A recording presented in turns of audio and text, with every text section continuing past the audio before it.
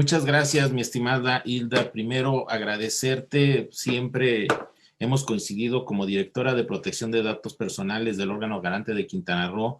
Creo que me has convocado. Disfruto mucho y reconozco tu experiencia y capacidad para abordar este tema y llevar avante, creo que de excelente forma, a tu entidad federativa y a tus sujetos obligados. Por eso te agradezco mucho y valoro mucho la oportunidad. Pues siempre lo he dicho con mis amigos, mis compañeros comisionados del órgano garante de Quintana Roo, mi estimada maestra Cintia de la Torre, muchas gracias, siempre es un placer coincidir con ustedes. ¿Y qué puedo decir de mi amigo y hermano Orlando? Siempre encontramos y hemos formado una alianza para poder enfrentar retos que hoy nos llevan a lo que estamos viviendo. La verdad he contado con excelentes amigos en esa entidad, en ese estado al que aprecio mucho. Tenemos comunicación, tenemos la oportunidad de conocer algunos retos, algunas situaciones en particular que se viven ahí como sujetos obligados y en particular ante solicitudes, peticiones. De ahí que reconozca que, bueno, distingo que hay compañeros y amigos, el caso de Sharon de León, gracias por estar con nosotros, Adriana Figueroa, con la que también hemos ahí tenido algunas pláticas, pero también con la responsable, creo que de este evento, que es la maestra Silvia Francisco Herrera, quien precisamente en un encuentro que tuvimos, coincidimos en el diplomado de Morelos con la compañera Dora, bueno, pues conoció de la propuesta y eso es lo que nos motivó a que hoy estemos dando este tema, por lo que bien han comentado mis excelentes compañeros de panel. Obviamente, mi amiga, la doctora Reina, con quien respeto y reconozco su capacidad para estos temas. Excelente trabajo el que hizo en la Comisión de Protección de Datos Personales. Me siento satisfecho por haberle pasado esa estafeta y los resultados que obtuvo. Y bueno, qué decir de mi siempre aliado y compañero de pleno, el maestro Gustavo Parra. Coincidimos, también debatimos en algunos temas, siempre con argumentos y siempre con el respeto que distingue a una persona que admiro y reconozco su trayectoria como legislador. Tuve oportunidad de conocer su trabajo y los pilares que formó tanto en materia de transparencia, pero sobre todo en datos personales. A lo mejor pocos conocen, pero la ley de datos personales nació de su pluma, del Estado de México, y es una referencia para lo que fue la Ley General de Protección de Datos Personales. Reconozco ese trabajo y siempre lo he puesto sobre la mesa. Dejó las bases sólidas para nuestra entidad federativa y es obviamente referencia en el Estado de México. Bueno, bien lo han dicho ellos, la verdad no nos preparamos, no nos coordinamos, pero creo que dejaron la mesa puesta para lo que les voy a presentar. Ya lo comentaba muy bien el comisionado Gustavo. El próximo año, el 6 de junio, viviremos el proceso electoral más grande y complejo que México haya enfrentado. Nunca hemos tenido una dimensión de complejidad como de ahí la importancia del tema, y en esto hay que mandarle un mensaje al INE, al INAI, y creo que a otras autoridades nacionales que se están retrasando para prepararse a afrontar no solamente los retos, como bien decía Gustavo, sino los desafíos que tendremos. Y qué bueno que de nuevo el órgano garante y el Estado de Quintana Roo sea ejemplo, porque no han entendido, ¿sí?, algunas instituciones electorales y también órganos garantes de protección de datos personales, que las condiciones de protección de datos personales que tuvimos en el 2018 enfrentan nuevos retos. Ya no basta solamente consultarnos con los partidos políticos y firmar acuerdos, no. Hoy lo que vamos a tener es hacer frente a una normatividad nueva que nunca habíamos tenido y que era pelear o que era garantizar la no violencia política con, lo decía hace rato Gustavo, se van a elegir 21,000 cargos, más de 21,000 cargos de elección popular, votarán 95 millones de electores y tendremos, ante la situación de la pandemia, situaciones que enfrentar en el mundo digital. Nunca habíamos tenido este reto. Vamos a tener que cuidar y ver que se cumpla esta garantía de protección a las mujeres para que no haya violencia política. No lo logramos con la reforma política, bien lo comentaba la comisionada Reina, con la reforma política del 2014, política electoral, donde quisimos garantizar paridad de género.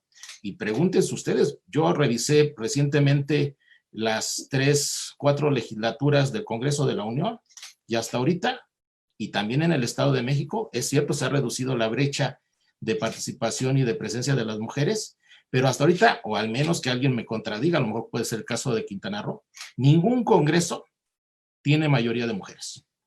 Todavía siguen siendo mayoría. En el Estado de México somos uno de los congresos donde hay una alta presencia de mujeres, pero siguen siendo mayoría hombres. Por 4, 5, 3 sigue siendo mayoría. Entonces, ¿dónde está esa representación de las mujeres si son más? Entonces, creo que ahí está fallando esa reforma. Qué pena va a ser que en 2019, en 2022, nos vengan a decir que esta reforma que estuvimos ensalzando mucho en abril de este año, de reforma política contra la violencia a la mujer, nos estemos, ¿sí?, justificando, diciendo que hubo violaciones y además que los responsables que lo hicieron no estén pagando o purgando una pena por esa violación política contra la mujer y tengamos víctimas. Eso creo que ha pasado en muchos casos, ojalá no sea el caso. Entonces, en ese sentido, me voy a permitir rápidamente hacer la siguiente presentación. Por favor, la siguiente. Miren, para poder entender esto, siempre pongo sobre la mesa esta línea del tiempo. Ya cambié algunas cosas porque, bueno, pues creo que ha sido referencia para que algunas personas lo tomen. Ojalá, creo que la cuestión es la genética de nuestra normatividad. Esta es la historia de estos derechos. Cuando nace el acceso a la información pública, cuando la protección de datos personales se hace presente, las diferentes leyes reglamentarias, pero un pendiente que tenemos, y que esa es una realidad en 2020. No tenemos la Carta de los Derechos Digitales, lo venimos comentando en algunos foros desde principios del 2019, era necesario que México tuviera su Carta de Derechos Digitales para poder hacer lo que en su momento había hecho España en 2018, en diciembre de 2018, con su ley orgánica de protección de datos personales y garantía de derechos digitales. Fíjense nada más, España, que ya tenía una ley orgánica y tenía un capítulo 10 donde hablaba de 16 derechos digitales, entendió, y creo que nos hizo caso a esos foros que hicimos en México, que tuvimos oportunidad de platicarlos con la Universidad de Sevilla, y hoy, hace 2 semanas, España acaba de publicar su Carta de Derechos Digitales para consulta pública. Está hablando no de 17 derechos digitales, como los planteaba en su título 5, en su título 10 de su ley orgánica de protección de datos personales y garantía de derechos digitales, habla de 25 derechos digitales. Cuando en México, muchos de ellos, el caso, por ejemplo, de herencia digital, que fue motivo de una plática que tuvimos aquí en Quintana Roo con ustedes, ¿sí?, se lo tratamos a mediados de año.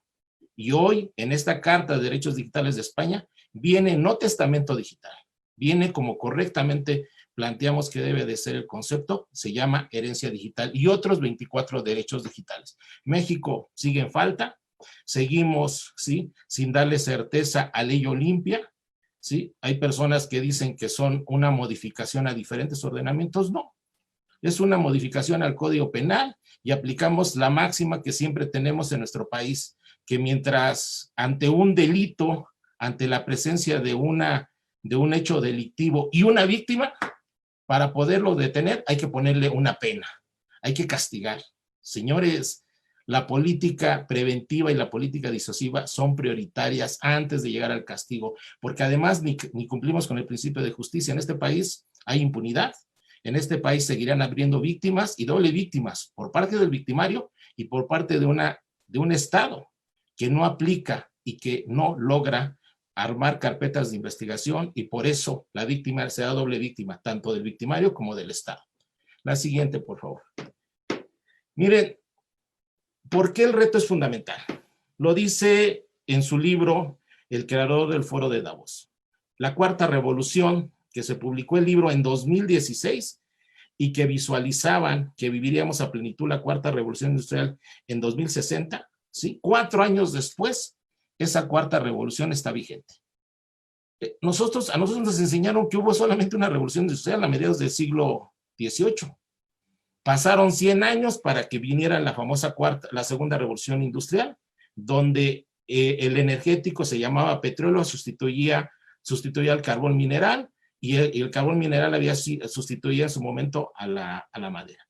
vienen las nuevas energías alternativas, viene el desarrollo del teléfono móvil, la informática, y tenemos hoy una cuarta revolución donde el motor son los datos personales, el tema que mueve a todos se llama inteligencia artificial, y bueno, los datos es el activo más importante. Y es el activo más importante porque sin datos no habría economía, no habría desarrollo social, no habría ningún aspecto de la vida que conocemos. Los datos es el motor del mundo. La siguiente, por favor. ¿Qué tenemos en la siguiente? Pues aquí viene lo que nos decía muy claramente Bill Chung-han, este filósofo coreano, el panóptico digital. El panóptico digital, somos actores y somos a la vez vigilantes y vigilados. Nos desnudamos y pensamos que no hay reglas. Hay reglas, hay principios, hay derechos en el mundo digital. La siguiente, por favor. Lo que nos plantea en este sentido, básicamente, y es importante ver, por ejemplo, este documental que aparece de las famosas El dilema de las redes sociales. Nos ven como un avatar, pareciese que somos controlados precisamente por estas plataformas. Vean ustedes esta pirámide o escala de Maslow, donde cada vez estas plataformas identifican muy bien nuestras necesidades. La siguiente, por favor. ¿Por qué? Porque actúan bajo un manejo que tienen donde su único objetivo es manejar a los usuarios. Nos ven como un producto, nos ven como un signo de pesos, los datos les interesan, se visualizan bajo un concepto de competencia, compiten por tenernos atados cuando no respetan la dignidad humana y deberían de actuar con un enfoque de estrategia de Océano Azul. La siguiente, por favor. ¿Cuáles son los problemas? Adicción a las tecnologías, toda esta situación que es una realidad y que para nosotros, ¿sí? Pues no es novedad. Parece que nos estamos acostumbrando a esta realidad. La siguiente, por favor. Esto nos obliga y nos lleva a ver que somos presas de ellos. Hay una tecnología persuasiva, empiezan a hablar noticias falsas, hay una serie, pareciese, de aprobación social en ese mundo virtual, donde empiezan a cambiar una serie de criterios morales que hasta antes de este control no existían. La siguiente, por favor. Esto nos lleva a grandes retos, a grandes desafíos. Estamos sujetos y pareciese que la decisión la tendrán ellos en lo económico, en lo social, en lo político y en lo que viene para este proceso electoral. La siguiente, por favor. Hay una violación, es claro que hay una violación y una vulneración de los datos personales. Esto se convierte en un desorden y pareciese que estamos destinados a ser presas de ellos. No, ya hay autoridades, los países se han manifestado, los órganos garantes, nosotros somos órganos de control y podemos poner control a esto. ¿Para qué? Para garantizar la dignidad humana y hablar de eticidad en el tratamiento de los datos personales. Algo que nos obliga a regresar a lo ético, a esa propuesta de Hegel, de entender que la sociedad civil se tiene que basar en hacer ética desde el ser humano, hacer lo correcto por convicción y no solamente por reproducción. La siguiente, por favor. Nos obliga, es cierto, a ver y no cometer o no entrar en esta disyuntiva que se vivió en otros países, en España, en Inglaterra y en Estados Unidos, en la reciente elección del 2016 y la que vivimos recientemente en este año. La siguiente, por favor. ¿Qué nos obliga? Y miren, este fenómeno lo vivimos tanto en la elección del 2015 y 2016 en España. Todo esto se vivió y fue una realidad. Entonces, no estemos esperando y no nos sorprenda lo que va a venir, porque ya empezó el proceso electoral de nuestro país. La siguiente, por favor. Lo dijo muy bien. Mar España, la directora actual de la Agencia Española de Protección de Datos Personales, ante esta ley orgánica de protección de datos personales y garantía de derechos digitales, fíjense lo que se vivió. Había la posibilidad que en el tratamiento de datos personales los partidos políticos pudieran hacer perfilados de los votantes.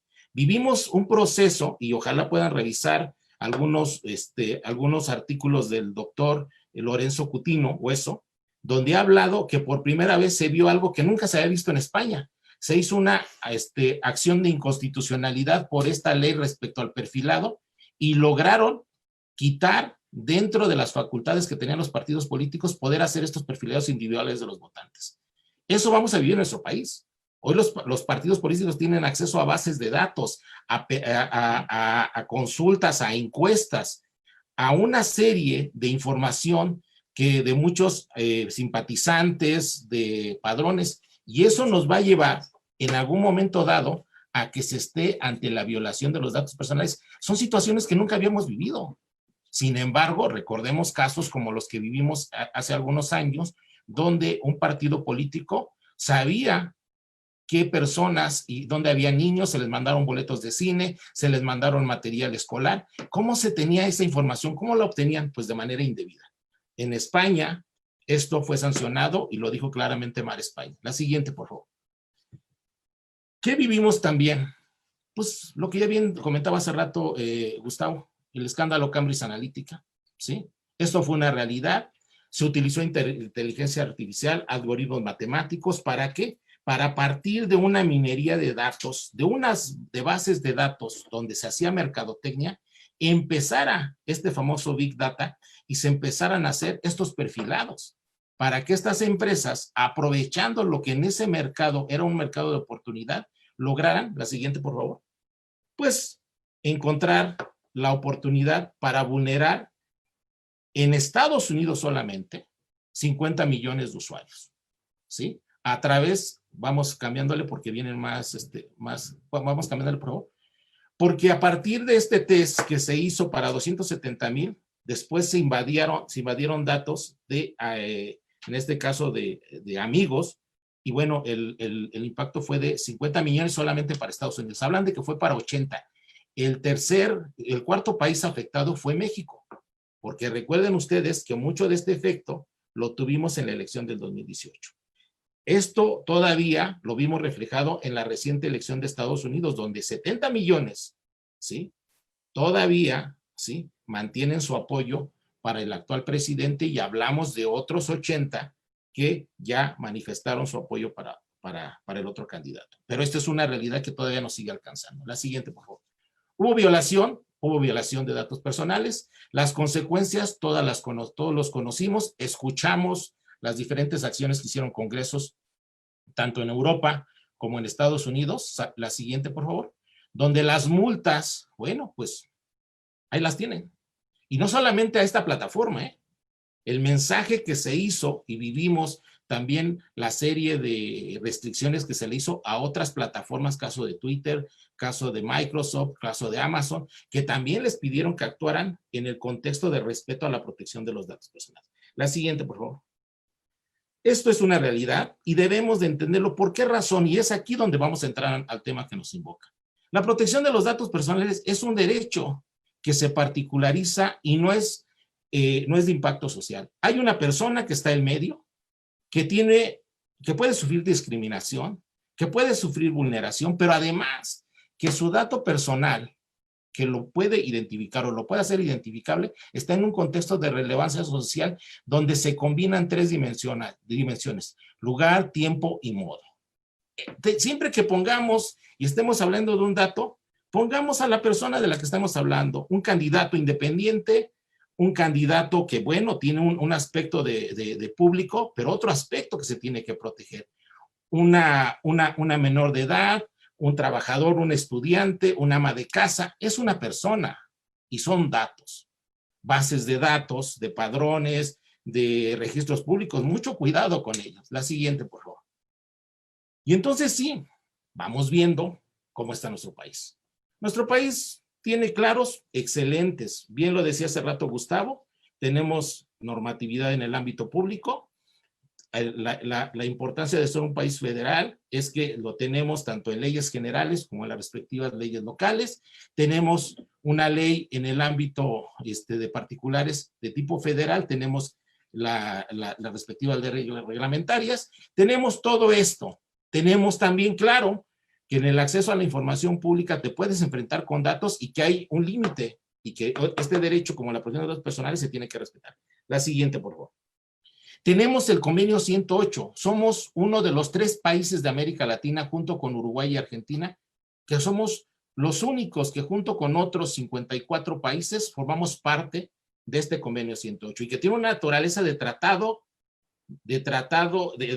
internacional que al ser e invocar un derecho humano se incorpora al bloque de constitucionalidad y tenemos que respetar, como lo establece el artículo primero, para que en su momento se haga parámetro de control de regularidad constitucional y se invoque, si es necesario, este tratado internacional para hacer el principio por persona y garantizar el derecho humano a la protección de los datos personales en todos los ámbitos en nuestro país. La siguiente, por favor. En este contexto es importante esta gráfica. Esto poco le hemos sacado provecho. Nuestro país es, al ser parte del convenio 108 y esta perspectiva, somos un país de puerto seguro. Somos un país que garantiza la protección de los datos personales con naturaleza de derecho humano y al estar establecido en el artículo 16 se respeta como derecho fundamental. Y todas las capas que tiene para su protección, si es que se quiere vulnerar o en su momento que se vulnere podemos invocar acciones contra esa vulneración, son esto que tenemos bien protegido al ser humano, a la persona, para poder proteger sus datos. La siguiente, por favor. Por eso, y esto va de la mano, para que entendamos la oportunidad que vive México. México es país de puerto seguro considerado por porque le damos una perspectiva de derecho humano, pero también tenemos un tratado de libre comercio con América del Norte, con Estados Unidos y Canadá, donde protegemos la información y los datos personales con una perspectiva de derecho a la privacidad y como un derecho al libre mercado y a la protección de la información para hacer valer lo que le interesa a Estados Unidos. La siguiente, por favor. Y entonces sí, hay otros pendientes, lo que decía hace rato. No hemos hecho los derechos digitales, nos falta por incorporar tanto a nuestra normatividad de Ley General de Protección de Datos Personales como a la ley federal, estos derechos digitales. Yo decía en algún momento dado, son 17 como los que vienen en el título 10º de España, de su ley orgánica, no sé. Decíamos que podríamos hacer más, claro que podemos hacer más, ya nos lo dijo ahorita la Carta de los Derechos Digitales de España, son 25, nosotros tendremos que hablar de herencia digital y no de testamento digital. La siguiente, por favor. Esto nos obliga también a firmar el convenio 108 Plus. Firmamos en junio del 2018 el convenio 108 y su protocolo adicional, pero nos falta el más avanzado, que es el Plus. Ya lo firmó Argentina y Uruguay. Es increíble que México, que firmó el convenio 108 y su protocolo adicional antes que Argentina, resulta que Argentina ya está incorporado al convenio 108 Plus y Uruguay, y solamente México es el que no lo ha firmado. La siguiente, por favor. Esto nos lleva también, les decía hace rato, a otro pendiente, por ejemplo, el derecho al Internet. Es un derecho que está establecido en el artículo 6º con la reforma del 2013. Ni solamente el Estado de México, que hace 20 días, sacó en la Gaceta de Gobierno el derecho reconocido en el artículo 5 de la Constitución Política del Estado de México, hoy es el único Estado que junto con la Federación reconocen el derecho al Internet como un derecho humano y como un derecho vigente en los 125 municipios del Estado de México. Qué pena que haya todavía 31 entidades federativas que este derecho no lo reconozcan y que sigan dejando este derecho en compromiso solamente del gobierno federal y no sea parte de la Constitución ni de los planes de desarrollo estatal de las 32 entidades federativas que no tienen reconocido este derecho en su Constitución política. La siguiente, por favor. Viene lo que decíamos hace rato. ¿Son sujetos obligados los partidos políticos? Son sujetos obligados. La reforma que se hizo del 2014 para el principio de máxima publicidad y también para las respectivas leyes reglamentarias, en este caso la Ley General de Protección de Datos Personales, los mete como sujetos obligados, directos, ¿sí? Adicionales, la siguiente, por favor, a los sujetos obligados que ya existían, ¿sí? Y que anteriormente, bueno, pues los partidos políticos eran sujetos obligados indirectos, tanto para obligaciones de transparencia, pero también para la protección de los datos personales que tienen en sus bases de datos. Entonces tenemos organismos electorales, tanto el nacional como los organismos locales. La siguiente, por favor. Las diferentes instancias de tribunales electorales que tendrán que trabajar con estas nuevas responsabilidades. La siguiente, por favor.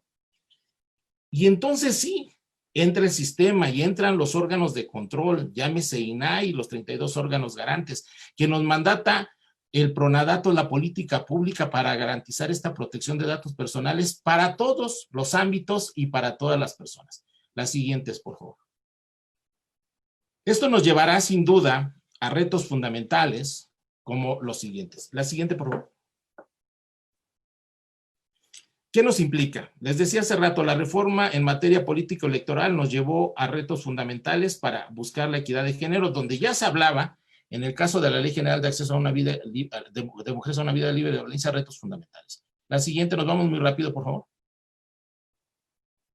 Esto implicó en su momento el tema de equidad de género, ya lo comentó la comisionada Reina, los retos que tuvimos con esta reforma, retos que todavía no hemos subsanado, porque hasta ahorita, como les decía hace rato, ningún congreso tiene mayoría las mujeres. Sigue siendo, aunque el mínimo espacio, los hombres son los que tienen más. Nos hablaron de nuevos conceptos de violencia contra la mujer, donde ya venían aspectos y ámbitos que hasta ese momento no habíamos explorado. La siguiente, por favor. El famoso capítulo cuarto bis, donde se incorporan 3 artículos, pero principalmente retos que nos iban a llevar a cómo íbamos a combatir la violencia política contra las mujeres. Esto nunca lo habíamos experimentado. Y esta reforma de abril de este año y las posteriores homologaciones que se hicieron en todas las entidades federativas nos van a llevar a retos fundamentales. La siguiente, por favor. Sobre todo, en que tenemos que evitar este tipo de violaciones contra las mujeres. No lo habíamos experimentado, no teníamos una ley que nos obligara, hoy hay marco normativo, hay diferentes instancias, se modificaron 9 ordenamientos, ¿sí?, que tienen que ver con todo esto que es contra la violencia política de la mujer. La siguiente, por favor. Son retos fundamentales porque hasta este momento, como les decía, no lo teníamos explícito en una ley y tampoco lo teníamos establecido en el Código Penal. Hoy se establece como una situación que tendrá que combatirse y donde tendremos que invocar a diferentes instancias. Por eso celebro que en este evento nos estén acompañando diferentes instituciones de fiscalías, de órganos garantes de control, de instituciones electorales, porque lo que nos tenemos que hacer para poder cumplir con este mandato es hacer una alianza estratégica para poder cumplir con lo que hoy tenemos que atender y garantizar la no violencia contra las mujeres. Hoy tenemos que proteger, ¿sí? Y no porque sea un grupo vulnerable, ellas no son un grupo vulnerable, lo que estamos vulnerando son sus derechos. No hemos logrado garantizar sus derechos a plenitud. Por eso, para poder atender la violencia digital, para poder garantizar la equidad de género, la paridad de género, para poder garantizar que verdaderamente sean actoras en este proceso electoral, tendremos que hacer lo que en el caso de los órganos garantes, los respectivos ajustes razonables. ¿Para qué? Para garantizar primero a una igualdad a estas mujeres ante una situación de posible violencia digital, de posible violencia contra la oportunidad o el derecho que tienen a participar en cargos públicos y en plenitud de derechos. Entonces tendremos que hacer los ajustes razonables para que resolvamos de esa manera y garanticemos la vigencia plena de los derechos de estas participantes en el proceso electoral. La siguiente. ¿Por qué? Porque los retos son, no lo estoy inventando yo. Hoy precisamente en el mundo digital vivimos esta situación de violencia contra las mujeres, las niñas, que se violentan sus derechos. La siguiente, por favor. El tema de ciberviolencia es una práctica común y miren, de verdad, mientras no estemos atacando y verdaderamente abatiendo la impunidad, los agresores y la gente que vive de esta forma de hacer violencia lo seguirá haciendo. Hay que mandar un claro mensaje, se acabó esa impunidad, se acabó esa forma de querer hacer lo que quieran en el mundo digital. No, hoy tenemos un pendiente, tenemos un compromiso, tenemos un deber y lo tenemos que cumplir a plenitud. La siguiente, por favor. ¿Por qué razón? Porque como nunca vamos a vivir, decíamos, este proceso complejo, ¿sí? Este proceso electoral más grande, pero además con todas estas amenazas, con todos estos retos, que no son malas las tecnologías de la información, pero deben regirse por la Carta de los Principios y los Derechos del Internet que estableció en 2012 la ONU, respetando la dignidad humana de cualquier persona que tiene derechos tanto en el mundo digital como en el mundo físico. La siguiente, por favor. Sin duda, serán retos fundamentales porque, les decía hace rato, no hemos cumplido con esta paridad de género, sigue siendo un pendiente. Ojalá la violencia política contra las mujeres en razón de género en 2022 no sea también otro pendiente que se tiene que sumar al que no logramos alcanzar con la reforma política de 2014. La siguiente, por favor. No hay excusas, ¿sí? Tenemos que cumplir con estos derechos políticos electorales, protegiendo los datos personales, los órganos garantes que de protección de datos personales nacionales y estatales, tendremos que hacer nuestro trabajo. No esperemos a que nos busquen en este proceso electoral, entendamos que la oportunidad la tenemos que crear nosotros mismos y tenemos que demostrar para qué existimos, por qué somos fundamentales en este proceso electoral que marcará retos y que marcará un antes y un después para México en la medida que logremos abatir la violencia política contra las mujeres. La siguiente, por favor. Obligaciones, tenemos bastantes, tenemos hoy la normatividad, tenemos las facultades, no nos falta nada para cumplir. Lo único que nos falta, ¿sí?, sería tomar esta decisión. Por eso celebro que Quintana Roo lo esté haciendo. Vamos a hacer, este evento será un ejemplo para las otras entidades federativas, para el órgano garante nacional, que este es el camino a seguir y esto lo tenemos que hacer ahorita. No esperemos hasta el próximo año, la labor empieza ahorita y ya empezó el proceso electoral. La siguiente. Sin duda, como les digo, los retos son importantes, lo mencionaba claramente muy bien Gustavo, la comisionada Reina también hacía referencia a ese, pero creo que los desafíos ya están presentes, los desafíos los podemos empezar a abordar y es el momento. Agradezco mucho y disculpen el tiempo que me pasé.